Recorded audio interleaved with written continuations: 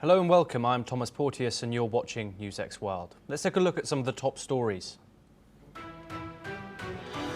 President Donald Trump's tariff deadline has passed, setting a 35% rate on Canada and 25% on India, with tariffs rising from the 10% baseline. Asia shares fall while Mexico gets a 90-day extension and copper and de minimis imports face changes. A 2-year-old toddler was found dead in the rubble after a Russian drone and missile attack on Kyiv, bringing the death toll to 31, including 3 children. Over 159 people were wounded, with the attack involving more than 300 drones and 8 missiles, according to the President Volodymyr Zelensky. US Special Envoy Steve Witkoff is in Gaza to visit food distribution sites aided by the Israeli military as part of efforts to deliver more food to the region. The UN reports at least 1,373 Palestinians have died while trying to access aid since May. The US imposed sanctions on Palestinian Authority officials and members of the Palestine Liberation Organization, accusing them of undermining peace efforts with Israel. The State Department will deny visas to those targeted without naming specific individuals. Cambodian Deputy Prime Minister Sun Chantol says that they will nominate US President Donald Trump for the Nobel Peace Prize for his role in halting a recent border conflict with Thailand. The nomination follows what Phom Penh describes as Trump's direct intervention in easing tensions between the two Southeast Asian neighbors. Lebanon's health ministry said that 4 people were killed in Israeli airstrikes on southern Lebanon on Thursday. The Israeli military claimed the attack targeted Hezbollah infrastructure, including what Defense Minister Yoav Gallant called the group's biggest precision missile manufacturing site. El Salvador's ruling party passed a bill to overhaul elections, paving the way for President Nayib Bukele to seek a 3rd term. This follows a 2021 court ruling backed by Bukele's judges that allowed him to run again despite a constitutional ban.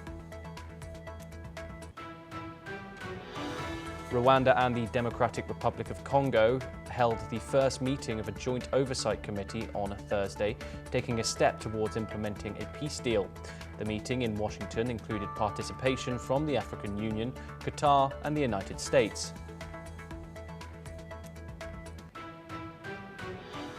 Now we start with this hour's tariff updates, where European stocks tumbled to a 4-week low, ending a turbulent week dominated by US tariffs and mounting pressure on the healthcare sector. The pan-European stock 600 fell 1.3%, dragged down by a record plunge in Novo Nordisk, which dropped nearly 5% after US President Donald Trump demanded drug makers slash prescription prices. The company is on track for its steepest ever weekly fall. Sanofi also declined, with healthcare shares down 1.6% overall. Markets were unsettled further by Trump's tariff blitz, which included a 39% levy on Switzerland and steep duties on Canada, Brazil, India and Taiwan. Germany's DAX lost 1.7%, while Denmark's OMXC dropped 3% to a 2-year low. Stock markets in Switzerland were closed for a holiday, however. On the upside, Campari shares surged nearly 7% on stronger profits, while Melrose Industries gained over 6%. British Airways owner IAG slipped after warning of higher costs. Investors are also watching US payrolls data due later, after Eurozone inflation held steady at the ECB's 2% target. Rate cut bets for December have now fallen to just 44%. We're now joined by Ross Feingold, who is a political analyst. He's joining us live from Taipei, Taiwan, to discuss this in further detail. Ross, thank you very much, as always, for joining us on the programme. Ross, the deadline for negotiations is over. Some of these deals, of these tariffs, have been implemented today. That includes Brazil, that includes India, among some other nations. How do you analyze the situation and some of the numbers that have come out today? It's going to be a huge shock for exporters to the United States, regardless of the tariff level that's applicable. Even for the lowest tariffs of, say, 10 or 15%, and in the European Union, it's 15% across the board. These are tariffs that are going up from, in what many cases, were around 3 to 5%. So regardless of the industry, regardless of the exporting destination, they're going to have to really figure out how to exist in a very new world. And most importantly, in the short term, they're going to have to figure out who's really going to pay this. Are exporters going to lower their prices? Are importers going to eat the cost? Or are the importers going to pass that along to end users and consumers? So that's really unknown, and it's probably going to vary from industry to industry.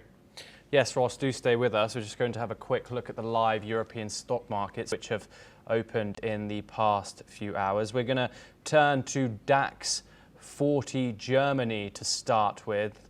Let's have a look at Frankfurt, of course, who are in the European Union. Today, they have lost 1.32 points in today's session. That's down 1.3% today.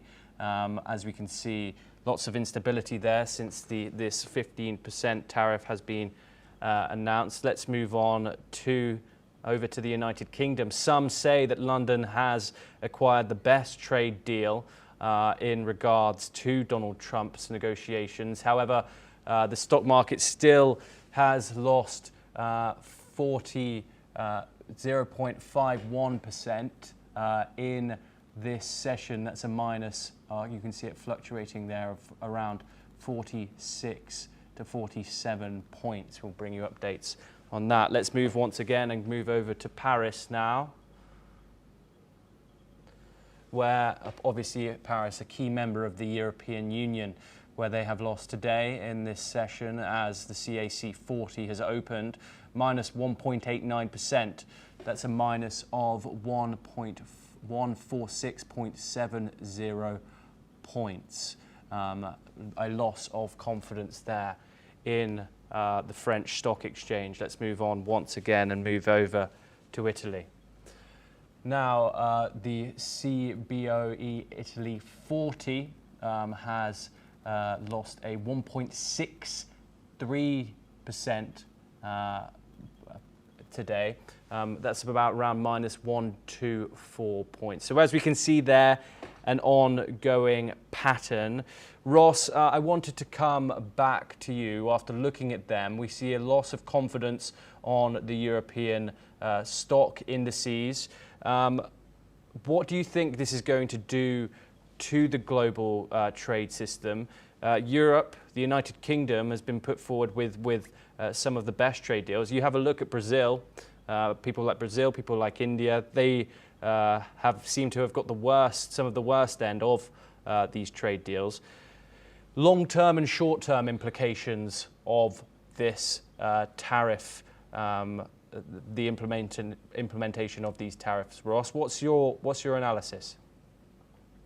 Well, in the short term, again, companies or the manufacturer and the exporter, they're going to have to figure out who ultimately is going to pay their cost. So is that going to be the manufacturer exporter? Is it going to be the importer? Or is it going to be the end user consumer? That's very in flux. We really don't know the answer to that. But it's certainly going to be a short-term question mark or concern over company earnings until we really figure that out. And then in the long term, the thing to watch is how attractive will the United States market remain for companies that previously exported to the U.S. If they can't compete in this new environment of higher tariffs, doesn't matter if they're paying the EU 15% or the UK 10%, they're going to look for other markets. One of the interesting things there is that's why China is still so important to the EU. EU companies want to be doing business in China. They're worried about losing business or less business in the United States, and they're looking for other large markets. And certainly, China is one that comes to mind for European companies, as does other parts of the world like the Middle East as well. But long term, There'll definitely be some changes to how companies plan which markets around the world are attractive to them, and most notably the United States. Some companies might just put less reliance on the United States market as an export destination. Yes, Ross. And finally, I want to look at those outliers, those being Canada and Brazil, those who have had their tariffs seemingly raised for political reasons. Brazil even has a trade surplus with the United States, and yet is still facing a 50% tariff on imports, with the US citing political instability and the ongoing trial of former President Jair Bolsonaro. Canada, of course, just recognizing a Palestinian state, possibly at the UN in September, which Donald Trump has, of course, voiced his concern about. What are your thoughts on Donald Trump using trade as leverage in the political sphere? He certainly might get away with it with regard to certain countries. With regard to Canada, it might be a little bit more difficult because he's going to get a lot of phone calls from governors and CEOs whose companies are very highly integrated with supply chains that move back and forth between Canada and the United States. And that's been discussed a lot throughout this process. And maybe it's something that President Trump didn't think about before he started to impose higher tariffs on Canada. And also, when Trump met with Prime Minister Carney, they seemed to have a good conversation. It seemed to be a positive meeting. And certainly the Canadians left that thinking that there was hope for better outcomes. So I think Canada probably has reason to be optimistic that they could still negotiate a better deal with the United States, regardless of the Trump administration position or view on Canada's decision with regard to Palestine. Brazil's in a much tougher position. There's clearly a very large amount of dislike between President Trump and President Lula. President Trump, of course, being a supporter of former President Bolsonaro. He views this as a political persecution. I frankly just don't know what Brazil's current leadership could do to address the concerns of President Trump, other than dropping the charges against former President Bolsonaro. But as of now, that doesn't seem likely either. Ross, you join us from Taipei in Taiwan. Taiwan now faces a 20% tariff effective from August the 7th. How would you rank Taiwan's deal here? How is it going to affect industry in Taiwan? Obviously, the semiconductor industry is a huge exporter in Taiwan. What are your thoughts on that 20% number to Taipei? Yeah, there's a few issues there. First, there's no agreement announced yet between Taiwan and the United States. So the U.S. has unilaterally imposed a 20% tariff. There's still a lot of hope that a lot of hope here in Taiwan that ongoing negotiations between U.S. and Taiwan negotiators are going to result in a deal that would be probably similar to the deals that Japan and Korea negotiated, which was a 15% tariff, but with commitments to very large investments in the United States, as well as commitments to buy things like U.S. agriculture products and U.S. energy. But if Taiwan's tariff remains at 20%, then it's certainly going to put a lot of Taiwan businesses at a competitive disadvantage because South Korea and Japan are at 15%. And especially in traditional industries, they are competing against each other, things like machinery and auto parts. When it comes to semiconductors, that's actually separate from these agreements because the Trump administration is still conducting what's basically called like a national security investigation into the semiconductor trade. And the Trump administration still might impose higher tariffs on semiconductors, regardless of the deals with Japan and South Korea and a potential deal with Taiwan. So we simply don't know yet whether or not semiconductors will be included in the existing deals or they're going to be separately imposed higher tariffs. Yes, Ross Feingold, thank you very much. As always, pleasure to have you on the programme. For our next story, we move over to the Middle East, where 4 people have been killed in southern Lebanon following a series of Israeli airstrikes, according to the Lebanese Health Ministry. The attacks, carried out on Thursday, targeted what Israel claims is Hezbollah's strategic weapons infrastructure. Israel's defense ministers described one of the sites as the group's largest precision missile manufacturing facility. The strikes mark a sharp escalation in cross-border tensions, with both sides trading fire in recent weeks. Israeli officials say the strikes were necessary to prevent future attacks on their territory. Hezbollah has not commented yet on the damage or the casualties. We're now joined by Yossi Kapawassa, who's an Israeli intelligence and security expert. He joins us live from Tel Aviv. Yossi, as always, pleasure to have you on the program. Yossi, my pleasure.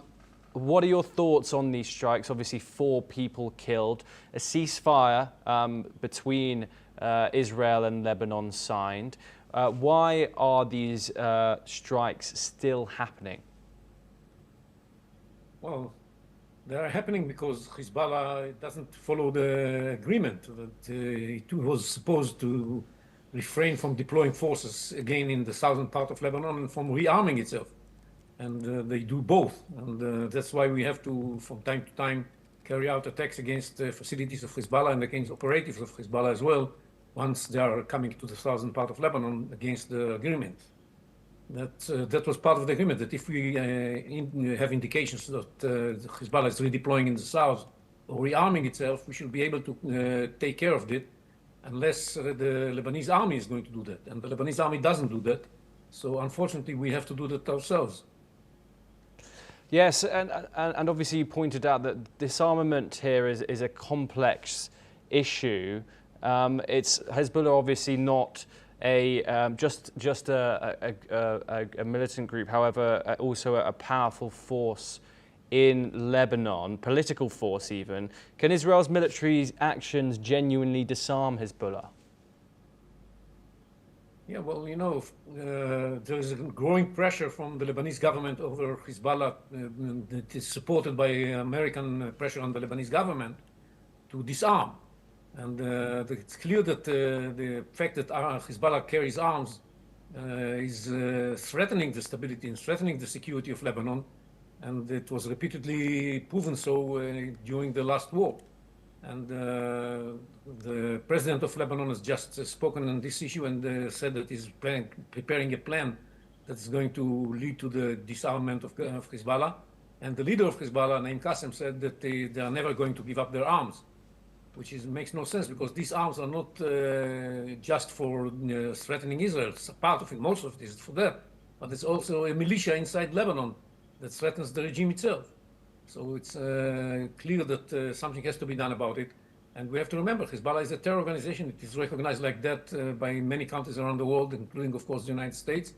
And they do play a role in the Lebanese political scene, but basically to keep the weapons in order to terrorize Israel. And that's something that we cannot afford. And according to our new policy, following the 7th of October horrific terror attack, we are not going to wait for the terror groups to carry out another 7th of October against our citizens along the border. We all remember that Hezbollah prepared huge amounts of weapons and huge amounts of terrorists deployed along the border to carry out exactly the 7th of October attack. Yes, Yossi, please stay with us as we discuss more updates from the West Asian region. Syria has announced a formal investigation into last month's deadly clashes in the southern province of Sweida, which claimed hundreds of lives. Justice Minister Musher al-Weiss said a 7-member committee, including judges, lawyers and a military official, will review the events and report back within 3 months. The fighting erupted on July the 13th between tribal militias and Druze factions, spiralling into one of the worst outbreaks of sectarian violence since the ouster of Bashar al-Assad. The committee will investigate civilian abuses and refer those responsible to the judiciary. Israel also launched strikes during the unrest, citing Druze protection. A US-brokered ceasefire eventually ended the week-long bloodshed. We are joined once again by Yossi Kapawassa to discuss these ongoing events in Syria a bit further. Yossi, how credible do you think this investigation will be into the devastating events that happened just a few weeks ago? Well, definitely they are not credible, and because the regime, on the one hand, it intervened in order to bring about a ceasefire, but before it was trying to impose a ceasefire, it was directly involved in the events themselves. And people from the regime encouraged the Bedouins that were carrying the massacre against the Druze, and even directly participated in the massacre.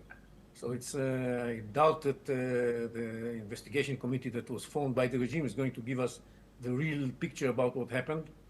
But they did a similar investigation committee for the massacre of the Alawites in the coastal area that was carried out again by people that were launched by the regime and supported by the regime, and then the regime intervened in order to stop it. And the result of the investigation committee regarding the Alawite massacre was that the regime was not involved in that. So I guess I can tell already that the result of this investigation committee is going to be similar, that the regime was not involved in the massacre. But nobody trusts that. Yossi Kopawasa, thank you very much as always for joining us on the programme. Pleasure to have you on as always. We now move over to Europe once again, where Germany has announced it will send additional Patriot air defence launchers to Ukraine within days, a move coordinated with the United States. Defence Minister Boris Pistorius said Berlin reached an agreement with Washington to be the first in line for the latest Patriot systems in return for its support to Kyiv. Germany has already supplied 3 of its systems and will now provide more launchers immediately, followed by system components in the coming months. The US will fast-track replacement Patriots for Germany under the deal. Ukraine's presidential office confirmed discussions with top advisors from the UK, France, Germany and Italy, and said partners are seeing positive signals from the White House on decisive action against Russia, including new sanctions. Kyiv stressed that its urgent air defence needs have grown amid intensified Russian aerial attacks, with Patriots proving especially effective against ballistic missiles. Germany and the transfer will not weaken its NATO commitments. We're now joined by anchor and correspondent Asuma Katayoka. She's here to tell us a bit more about this situation. Asuma, what can you tell us? Yes, so Germany has publicly announced that it's going to be facilitating or buying more weapons from U.S. in supporting the war against Russia of Ukraine, and its European allies might follow this suit. U.S. will be prioritizing delivering the patriotic systems to Ukraine through Germany, and Germany said that this will not be affecting it, nor will it lower or slow down its commitments that it already has towards its NATO defense spending, which is 5% of the GDP of Germany. And since Russia has been intensifying their attacks on Ukraine this summer, Ukraine really needs support from its allies in US, and Europe has also called for tougher sanctions on Russia. And yesterday UN mentioned that before the 8th of August, they have 8 days, and they must end the war, otherwise there will be 100% sanctions on Russia. Something to note down here is that there's already 18 sanctions against Russia. So we don't know what 100% brings to Russia, but for sure Europe will continue to press on Russia so that it won't be able to fund its own war against Ukraine. Yes, Asuma Katayoka, thank you very much for giving us that insight. You are staying with us. Ukrainian President Volodymyr Zelensky has confirmed that 31 people, including 5 children, were killed in Russia's latest strikes on Kyiv. The death toll comes as search and rescue operations wrapped up early this morning. In a statement, Zelensky described the attacks as vile and called for tougher sanctions against Moscow. He said sanctions do work and must be expanded to target all systems that enable Russia to continue its war. Zelensky also thanked US President Trump, European leaders and other global partners for their condemnation of Russia's actions. In July alone, he said Russia fired over 3,800 drones and more than 250 missiles, including dozens of ballistic rockets. We're once again joined by Asuma Katayoka to give us more detail on this. Asuma, what can you tell us about these latest strikes that have occurred in the Ukrainian capital? Yes, Kyiv mentioned, President Zelensky mentioned in his social media that this was one of the biggest attack on its capital, which is Kyiv. And earlier I also mentioned in my reported live that this summer Russia has intensified its attack towards Ukraine, and this was one of the biggest death tolls we have seen. 31 people have died in this attack overnight by Russia in Ukraine. They include children, they include a 2-year-old child, and also 159 people have been wounded. So now President Zelensky has been asking for more intense and tougher sanctions against Moscow, and he wants more support so that they will be able to protect its land and protect Ukraine against Russia. Thank you very much, Asuma, for joining us on that. Well, that is all that we have time for. We will continue to bring you more news updates from around the world. Thank you.